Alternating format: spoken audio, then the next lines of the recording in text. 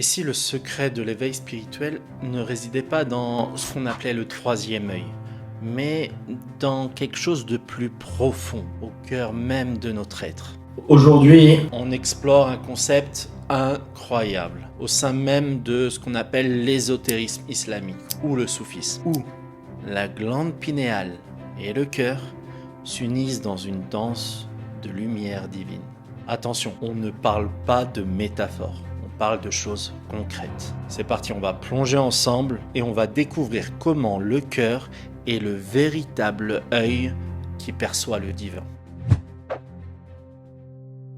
Dans la voie mystique Karkaria, le chemin débute directement avec une expérience particulière. Le chemin vers l'illumination débute au niveau du cœur. Contrairement à d'autres traditions spirituelles, on entend beaucoup parler de troisième œil, l'islam met l'accent sur le cœur, comme le véritable centre de l'intuition spirituelle. Et dans la tradition islamique, il est décrit comme un œil capable de percevoir la lumière divine, qui transforme l'individu de l'intérieur et qui va toucher tous les aspects de sa vie. On va parler de glande pinéale. Et le rôle de la glande pinéale est totalement fascinant. Pour commencer, on va s'attarder quelques secondes sur le verset de la lumière. Allah est la lumière des cieux et de la terre. Sa lumière est semblable à une niche dans laquelle se trouve une lampe.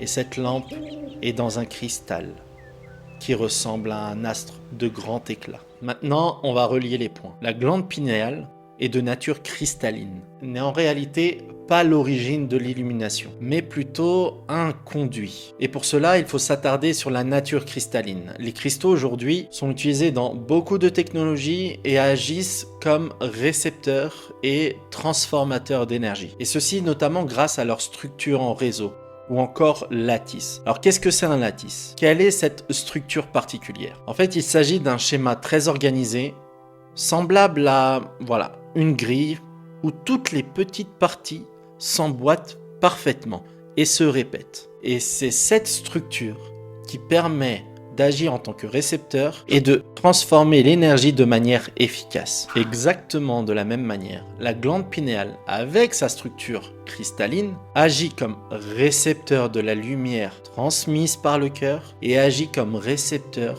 de cette réalité supérieure. Et c'est ainsi que dans le cheminement spirituel, les disciples Karkari travaillent à polir le miroir du cœur. Le cœur qui est le réceptacle de la lumière divine et qui va refléter cette lumière afin que le cristal puisse la traduire. Et cette analogie entre propriétés physiques et spirituelles des cristaux avec l'éveil spirituel va encore plus loin. Il faut considérer comment les cristaux aujourd'hui sont utilisés dans nos dispositifs de radio, de télécommunication, tout ce qui est ordinateur. Tout ça pour capter les informations et les traiter. Et exactement de la même manière, la glande pinéale et le cœur, au niveau spirituel, travaillent ensemble pour traiter, recevoir l'information, mais pas n'importe quelle information, pas n'importe quelle connaissance.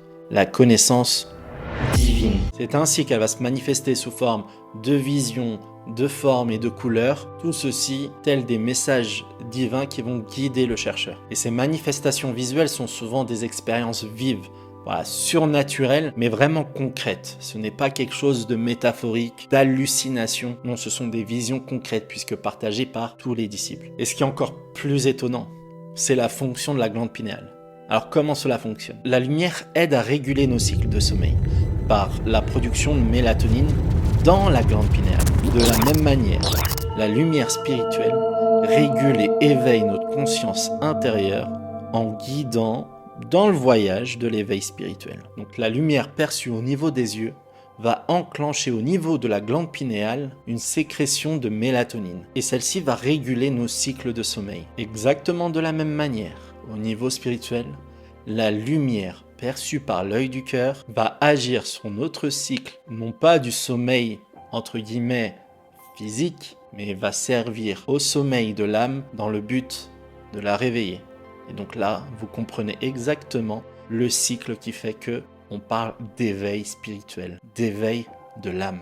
Et plus la purification du cœur va avancer, va être plus intense, et plus le disciple va expérimenter des états beaucoup plus profonds, où les réalités physiques et spirituelles vont s'entremêler. Et c'est ainsi que chaque instant, cela devient une connexion, une opportunité de connexion avec le divin. Et là, on va rentrer dans l'application concrète de cette théorie. Vous vous souvenez de l'astre brillant mentionné dans le verset de la lumière? Alors il faut savoir que dès que le disciple Karkari débute son cheminement, dès le premier jour, il voit un astre, il voit une étoile, il voit cet astre brillant qui est mentionné dans le verset du Coran. Et c'est tout simplement le début de l'éveil spirituel, où l'œil du cœur commence à s'ouvrir, il perçoit cette lumière derrière le voile de la matière. Afin de comprendre les messages qui sont derrière cette lumière divine, il y a notamment cette glande pinéale qui peut agir en tant que récepteur et de traducteur de ces différentes expériences spirituelles. Ce processus est bel et bien un exemple de la façon dont l'aspect spirituel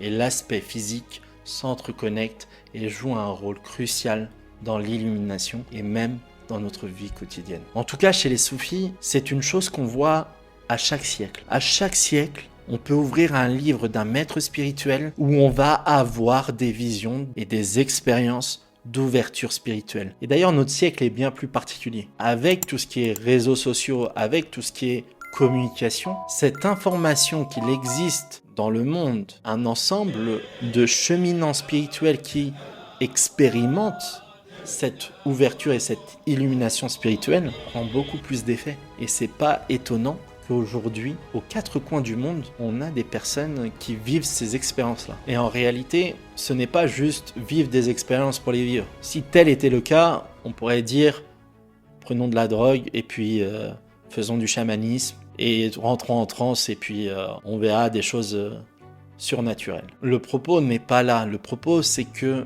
derrière cette vision de la lumière, il y a une transformation. Il y a vraiment un impact sur notre propre personne. D'une part, cette vision de la lumière s'intensifie en fonction de nos exercices spirituels, en fonction tout simplement de notre tendance à aimer, à notre tendance à vouloir partager et aider. On voit clairement qu'il y a une sorte de science derrière, de loi derrière. Et c'est pour cela que je vous invite à aimer, liker et partager, parce qu'on va rentrer davantage dans tout ce qui est analogie avec la science physique, la physique quantique et tous ces éléments entre lumière que l'on voit tous aujourd'hui, lumière spirituelle, et en réalité, est-ce que la lumière physique n'est-elle pas issue même de la lumière spirituelle ?